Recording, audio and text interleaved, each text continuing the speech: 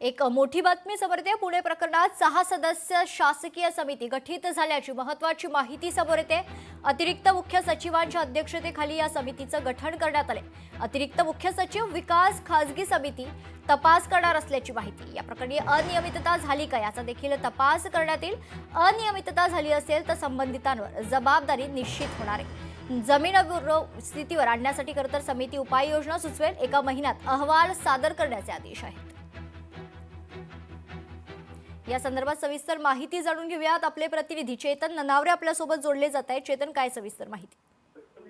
निश्चितच नीलम, जी माहिती समोर येत आहे त्यामध्ये आता मुख्यमंत्री देवेंद्र फडणवीस यांनी काल आदेश दिलेले होते। या आदेशानुसार आज तातडीने एक 6 सदस्यीय समिती नेमण्यात आलेली आहे।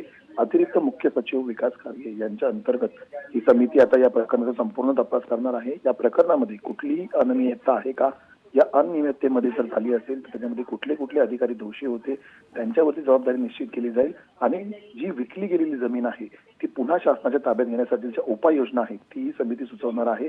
पुढच्या एका महिन्याच्या आत हा अहवाल सादर करण्याचे आदेश आहेत ते या समितीला देण्यात आलेले आहेत। निश्चित धन्यवाद चेतन, आपण दिलेल्या सविस्तर माहितीसाठी।